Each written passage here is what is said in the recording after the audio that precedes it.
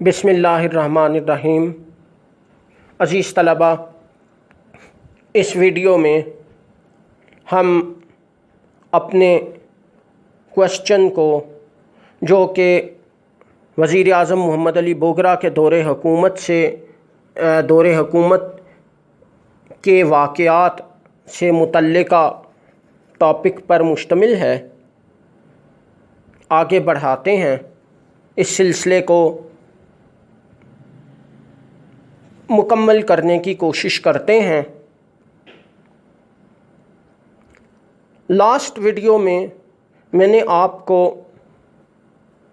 بنگال میں منعقد ہونے والے عام انتخابات اور جبتو فرنٹ کی حکومت کے قیام سے متعلقہ تفصیلات بتائیں تھیں، اور آخر میں بوگرا فارمولہ کی اشاعت سے متعلقہ ہیڈنگ لکھوائی تھی۔ بوگرا دور کا ایک بڑا اہم اور یادگار واقعہ یہ ہے کہ اس دور میں حکومت نے، یعنی محمد علی بوگرا نے اقتدار سنبھالنے کے فوراً بعد بنیادی اصولوں کی کمیٹی کی جو دونوں رپورٹیں تھیں ان کا اچھی طرح مطالعہ کیا اور پوری کوشش کی کہ پاکستان کے سیاسی حالات کے مطابق قابل عمل تجاویز آئین سازی کے حوالے سے مرتب کی جائیں، جو کہ زیادہ سے زیادہ لوگوں کے لیے قابل قبول ہوں۔ چنانچہ اس حوالے سے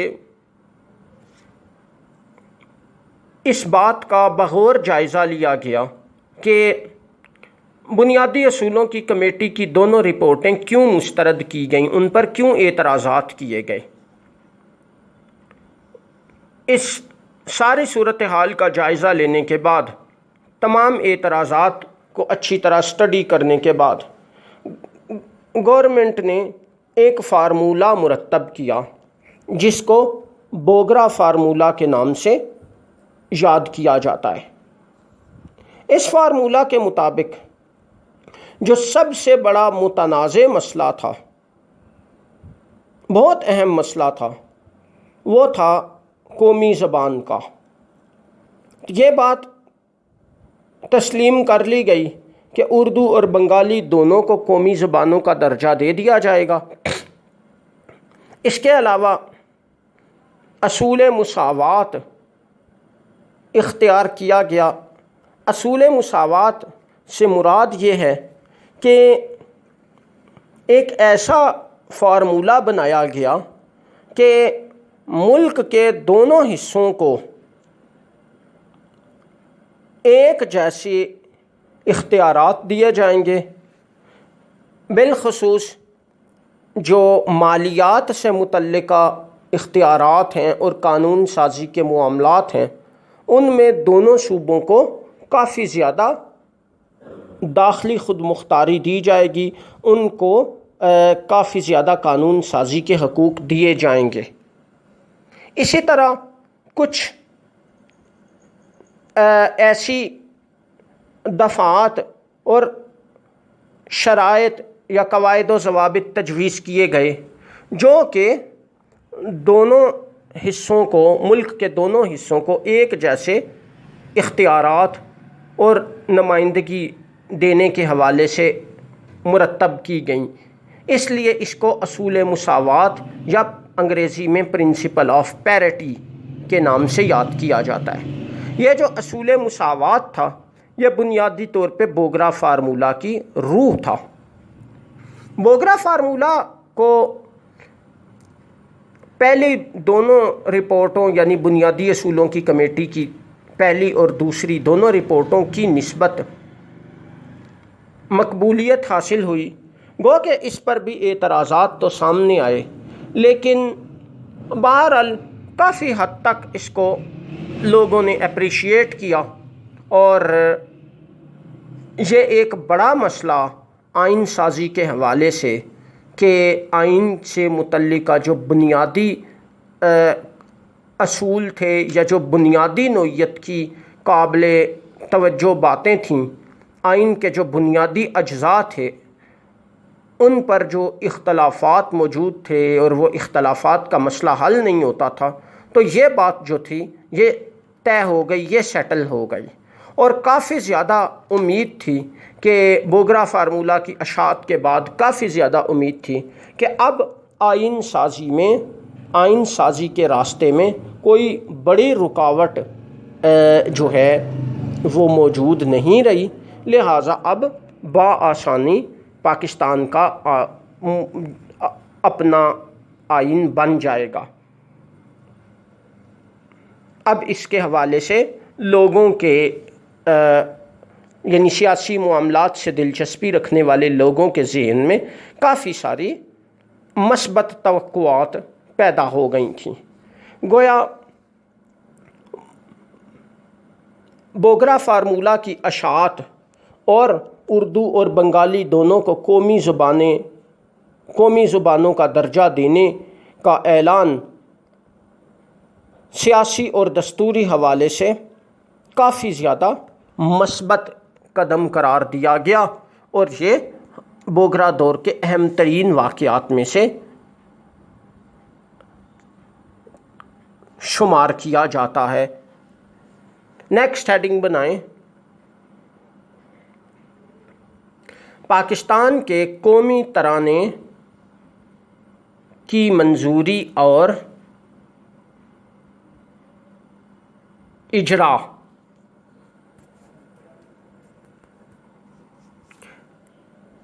میں ریپیٹ کرتا ہوں، پاکستان کے قومی ترانے کی منظوری اور اجرا۔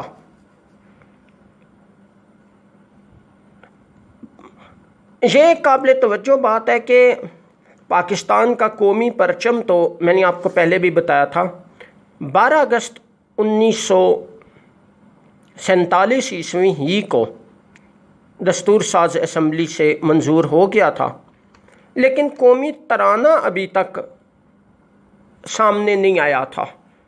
قومی ترانے پر ابھی تک کوئی فائنل فیصلہ نہیں کیا گیا تھا کہ کون سے ترانے کو قومی ترانے کا درجہ دیا جائے گا۔ یہ مسئلہ یعنی قومی ترانے کی ضرورت کو محسوس بھی کافی کیا جا رہا تھا۔ کئی دفعہ یہ بات یا اس مسئلے کا احساس ہوتا تھا، لیکن حالات کے تحت پھر یہ موضوع دب جاتا تھا۔ آخرکار 1954 عیسوی میں جو پاکستان کا موجودہ قومی ترانہ ہے اس کو منظور کیا گیا۔ اس کو ابو الاسر حفیظ جالندھری جو کہ ایک بر صغیر کے ایک بڑے مشہور اور قابل قدر شاعر قرار دیے جاتے ہیں، انہوں نے لکھا تھا۔ اس ترانے کو جو ہے ان کے لکھے ہوئے اس ترانے کو قومی ترانے کا درجہ دے دیا گیا۔ کچھ عرصہ بعد اس کی جو دھن تھی وہ احمد چھاگلا نے ترتیب دی اور اس کو موجودہ شکل میں ریکارڈ کر کے نشر کیا گیا۔ اس طرح پاکستان کے قومی ترانے کا جو مسئلہ تھا وہ بوگرا دور میں حل ہوا، جو کہ بوگرا دور کی ایک خاص بات یا ایک خاص واقعہ قرار دیا جاتا ہے۔ نیکسٹ ہیڈنگ بنائیں،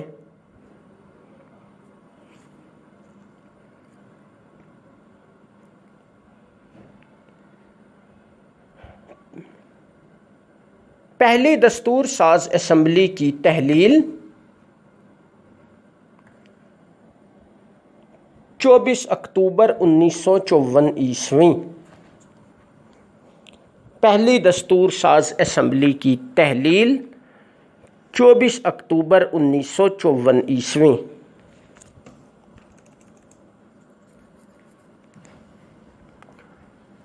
یہ ایک بڑی ہی عجیب قسم کی صورتحال بنی۔ بوگرا فارمولہ کی اشاعت کے بعد حکومت نے آئین سازی کے حوالے سے کافی زیادہ مخلصانہ طور پہ جد و جہد شروع کی۔ بوگرا حکومت کی پوری طرح یہ کوشش تھی کہ 1954 کے سال میں پاکستان کا آئین بنا کر دستور ساز اسمبلی سے منظور کرا لیا جائے اور 1 جنوری 1955 سے پاکستان کو ایک جمہوریہ قرار دے دیا جائے۔ پاکستان کے آئین کا مسودہ بھی تیار کیا جا چکا تھا اور آئین سازی کا عمل غور و خوض اور منظوری کے مراحل میں داخل ہو چکا تھا۔ اب دوسری طرف غلام محمد ملک جو گورنر جنرل تھے، ان کو اچھی طرح اس بات کا آئیڈیا تھا کہ اگر آئین بن گیا تو ان کے لیے گورنر جنرل کے عہدے پر کام کرنا ممکن نہیں رہے گا، ان کو دوبارہ صدر کی حیثیت سے کسی نے منتخب نہیں کرنا۔ ان کو اس بات کا اچھی طرح آئیڈیا تھا۔ وہ کافی زیادہ کوششیں کر رہے تھے کہ کبھی حکومت تبدیل کر کے کبھی کسی بھی طرح اپنے اقتدار کو مستحکم تر کیا جائے۔ یہ صورتحال آگے چل کے ہم تفصیل سے پڑھیں گے۔ اب دوسری طرف سازشی عناصر بھی اپنی سرگرمیوں میں کافی زیادہ مصروف تھے، جو کہ جمہوری نظام اور آئین سازی کے ساتھ قطعاً مخلص نہیں تھے۔ چنانچہ سازشی عناصر نے اپنی سرگرمیوں کے حوالے سے گورنر جنرل کا سہارا لیا اور گورنر جنرل نے 24 اکتوبر 1954 عیسوی کو، جبکہ آئین سازی کا کام بڑی حد تک مکمل ہو چکا تھا، دستور ساز اسمبلی کو، جو کہ دستور بنانے کے حوالے سے اہم ترین ادارہ تھی، توڑ دیا۔ یہ کہا گیا کہ یہ دستور ساز اسمبلی 1945-46 کے انتخابات میں منتخب ہوئی تھی۔ اب بدلے ہوئے حالات کے مطابق یہ لوگ نمائندگی کا حق نہیں رکھتے، نئی دستور ساز اسمبلی کے قیام کی ضرورت ہے۔ اس کے علاوہ بعض دیگر وجوہات بھی پیش کی گئیں اس حوالے سے۔ جہاں تک وفاقی کابینہ کا تعلق ہے تو گورنر جنرل نے محمد علی بوگرا ہی کو دعوت دی کہ وہ نئی دستور ساز اسمبلی کے قیام تک دوبارہ وزارت بنائیں، یعنی نئی دستور ساز اسمبلی کے قیام اور اس کے بعد نئے منتخب وزیر اعظم کے حلف برداری تک یا اپنا عہدہ سنبھالنے تک جو ہے وہ حکومت بنائیں، وزارت بنائیں۔ اب بوگرا نے جب ان حالات میں